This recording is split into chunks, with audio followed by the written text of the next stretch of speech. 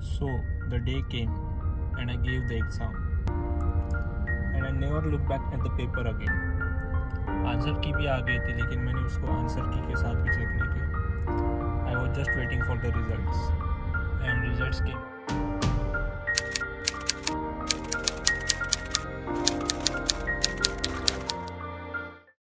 Hello everyone, कैसे हैं आप लोग. माय नेम इज़ चिन्मय और जैसे कि आप सब देख सकते हैं मैं घर वापस आ गया हूँ क्योंकि अभी समर वैकेशन था और कॉलेज में ऐसा कुछ करने को था नहीं तो कॉलेज वालों ने हमको भगा दिया.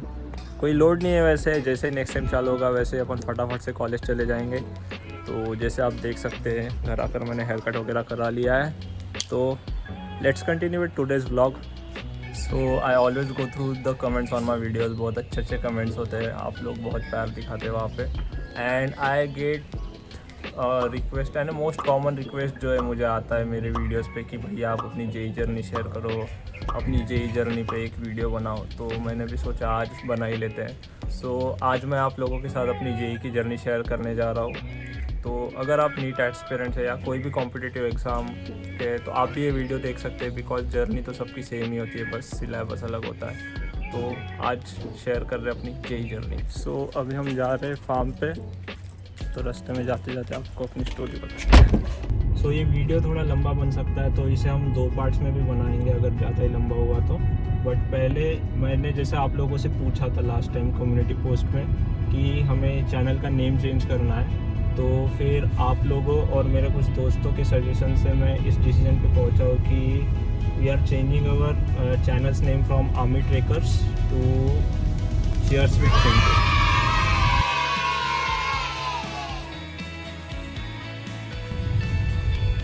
So let's start with the initial education. तो मैंने मेरा जो प्राइमरी एजुकेशन है मेरे होम टाउन के पास एक सिटी है ब्रह्मपुरी इन महाराष्ट्र, वहाँ से लिया. And when I was in 10th class मेरा भाई जेई के लिए प्रिपरेशन कर रहा था और उस टाइम उसका जेई क्रैक हो गया एंड उसका आईआईटी रुड़की में एडमिशन हो गया.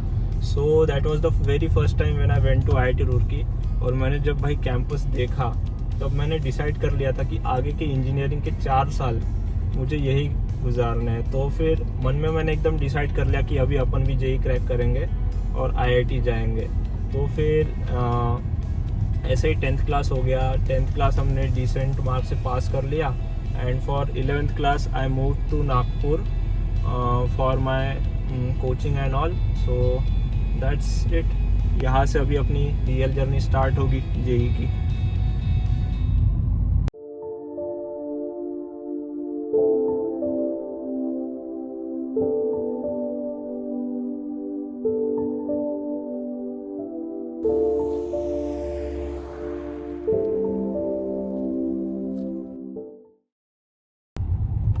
First of all, I was from a very small town, so I didn't know much about the competition. मैंने सोचा अगर मेरा भाई कर सकता है तो मैं तो easily कर लूँगा. तो ऐसा हुआ. I remember कि I gave my first test and I got 150 center rank among 500 student. और उस दिन मुझे रियलाइज़ हुआ कि भाई ज़िंदगी में बहुत कंपटीशन है, यहाँ बहुत ज़्यादा मेहनत करनी पड़ने वाली है.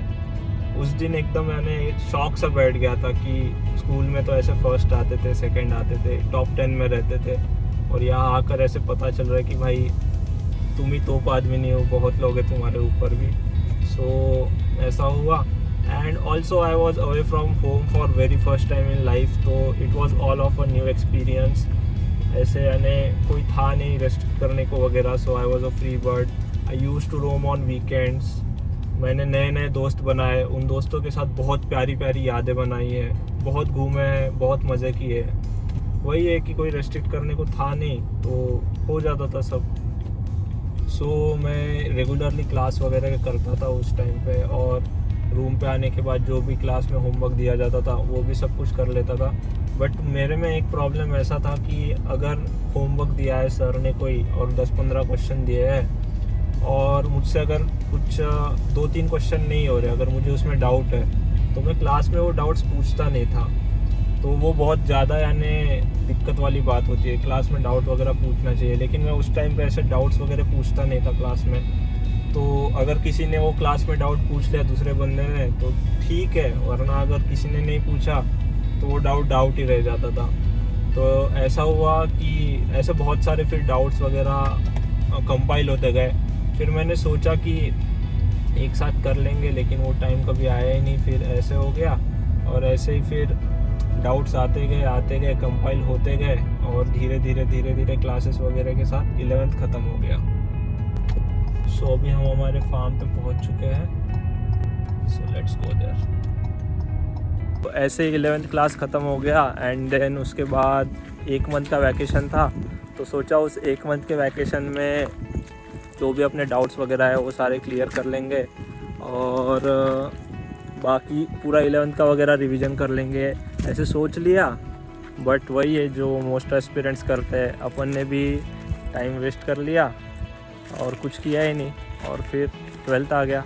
तो ये हमारे फार्म का एरिया है, यानी अभी डेवलप नहीं है उतना, बस यानी थोड़ा सा इसको किया है। तो लास्ट ईयर जब मैंने ये यूट्यूब चैनल स्टार्ट किया था मेरे दोस्तों के साथ जो अभी मेरे साथ आए हैं, उनके साथ जब मैंने यूट्यूब चैनल स्टार्ट किया था, तब जब हमारे 600 सब्सक्राइबर्स हुए थे ना, तब मैंने यहाँ पे 600 छोटे छोटे प्लांट्स लगाए थे। तो अभी तुम लोगों को दिखेंगे नहीं एकदम अच्छे से, बट ये देखो जैसे ये एक है, ऐसे ही यहाँ पे 600 प्लांट्स लगे। ये देखो छोटे छोटे दिख रहे होंगे तुमको, और ये पूरे एरिया में ऐसे 600 छोटे छोटे प्लांट्स लगाए थे हमने। तो अभी 10,000 सब्सक्राइबर्स का वेट कर रहे हैं, उसके बाद फिर से कुछ करेंगे अच्छा सा। तब यानी ऐसा लगता था 600 भी बहुत बड़ा नंबर है हमारे लिए।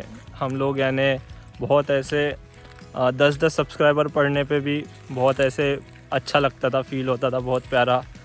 तो अभी अपन की जितनी बड़ी फैमिली बन चुकी है, कुछ तो 6,000 सब्सक्राइबर्स की फैमिली हो चुकी है, तो उसके लिए मैं आप लोगों को बहुत थैंक यू कहना चाहता हूँ। और अब 10,000 का वेट कर रहे हैं, जब 10,000 होंगे तब भी कुछ अच्छा सा करेंगे। तो अगर आप लोगों ने चैनल को सब्सक्राइब नहीं किया है तो चैनल को सब्सक्राइब कर लो, वीडियो को लाइक नहीं किया तो वीडियो को भी लाइक कर लो। सो अभी मिलते हैं 12th क्लास में।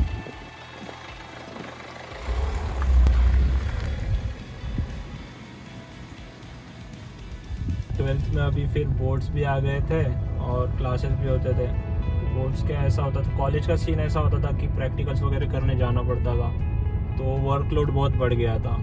लेकिन मैं बहुत हार्ड वर्क करता था, लेकिन मेरे में दिक्कत ये थी कि मैं कंसिस्टेंट नहीं था। यानी ऐसा होता था कि मैंने एक टाइम टेबल तो बना लिया था अच्छा सा, एकदम बहुत अच्छा टाइम टेबल बना लिया था, लेकिन I barely used to follow it. यानी झूठ नहीं बोलूँगा, उसको फॉलो कर पाना यानी बहुत ज़्यादा दिक्कत देता था मुझे। तो मैं कंसिस्टेंटली काम नहीं कर पाता था, तो वो बहुत प्रॉब्लम हो जाता था।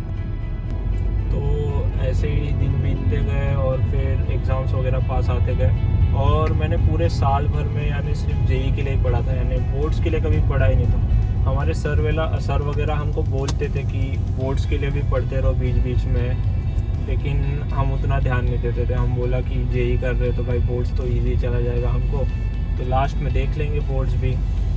तो बोर्ड्स का तो पूरे साल भर में पढ़ा नहीं। तो फिर ऐसा हो गया कि लास्ट का जो टाइम था, उस टाइम पे फिर अभी बोर्ड्स पूरा बचा हुआ था एंड कुछ तो 1.5 महीना था। तो फिर 1.5 महीने के लिए ऐसा हो गया कि फुल टाइम हमको बोर्ड्स पढ़ना पड़ा, मैं और मेरे जो दोस्त साथ रहते थे। तो 1.5 महीना हमने पूरा बोर्ड्स पढ़ा, बिल्कुल जेई के लिए रिवाइज नहीं कर पाए, यानी थोड़ा सा भी टाइम नहीं निकल पाते थे। और ऐसा होता है ना कि जेई में तुम सॉल्व करते हो तो ऐसा लिखने का इशू नहीं होता, तुमको आंसर एक टिक करना होता है, तो उसमें ऐसा राइटिंग का वगैरह प्रैक्टिस नहीं होता कुछ। और बोर्ड्स इज़ ऑल लाइक कि तुमको पूरा थ्योरेटिकल आंसर वगैरह लिखना है, तो उसकी तो पूरी 2 साल से प्रैक्टिस ही छूट चुकी थी, क्योंकि 11th-12th में एग्ज़ाम वगैरह भी दो तो कॉलेज के उतना सीरियसली नहीं देते थे, बस जाके दे देते थे। तो ऐसा हो गया था कि लिखने की प्रैक्टिस करनी पड़ी, आंसर्स कैसे लिखने, क्योंकि जेई में ऐसा होता था कि दिमाग में सॉल्व कर लो, वैल्यूज़ आ रही वो लिख दो, ऐसा ही हो जाता था। तो इसमें पूरा बोर्ड्स के लिए लिखने का वगैरह प्रैक्टिस करना पड़ा, सॉल्व कैसे करते क्वेश्चंस, तो इसमें पूरा 1.5 महीना निकल गया, बिल्कुल जेई रिवाइज़ नहीं हुआ।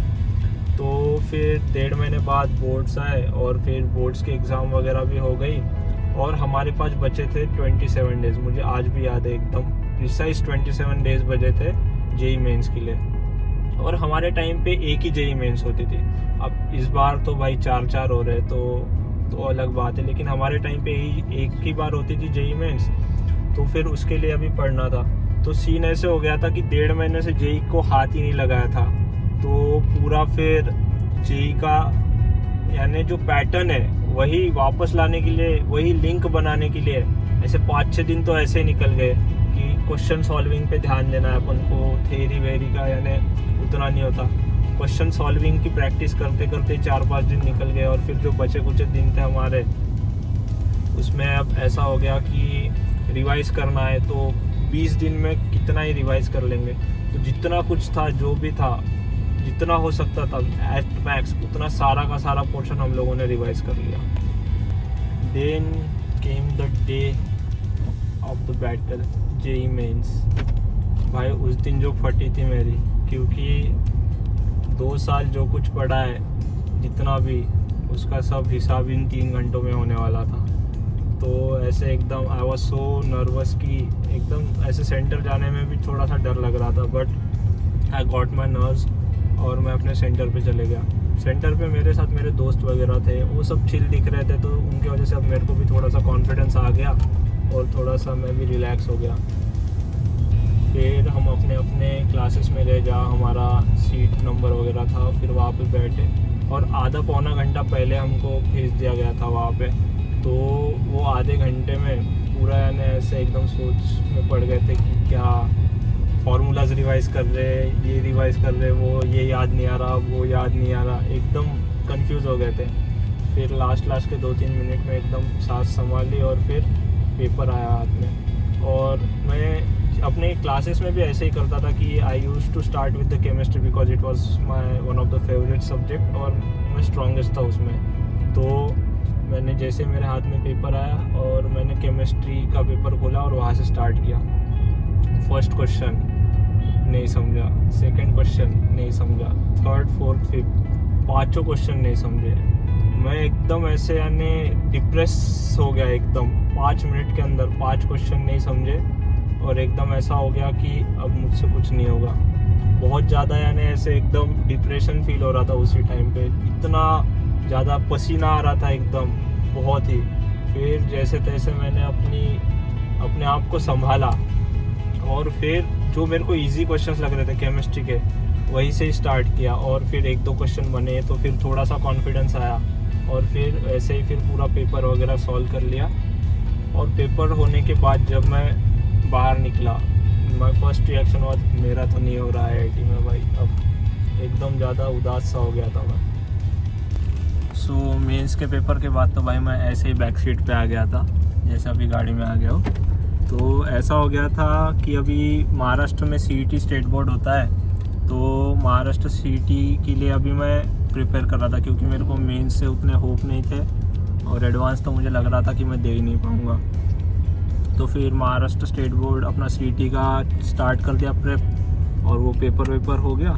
और फिर अभी कुछ दिन में जेईई मेंस का रिज़ल्ट आने वाला था।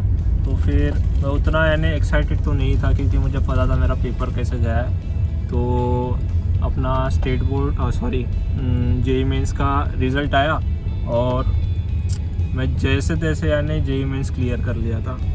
और अब मुझे सिर्फ दिख रहा था कि 1.5 महीना अपने पास और अपने आगे है जेईई एडवांस।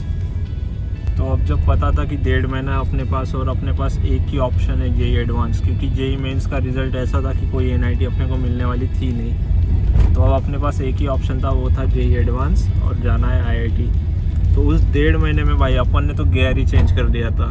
जो गियर पे अपन आज तक पढ़ते आए, सीधा 5वें गियर पे। और भाई इतनी मेहनत की यानी वो 1.5 महीना सब भूल गए एकदम। बस अपने को जेईई एडवांस की तैयारी करनी है, जेईई एडवांस है ज़िंदगी में, बस एक ही चीज़ अभी बची है, ऐसे लग रहा था कि वो है JEE advance. So the day came and I give the exam and I never look back at the paper again. Answer की भी आ गई थी लेकिन मैंने उसको आंसर की के साथ भी चेक नहीं किया। I was just waiting for the results and results came out and I didn't made it into IIT.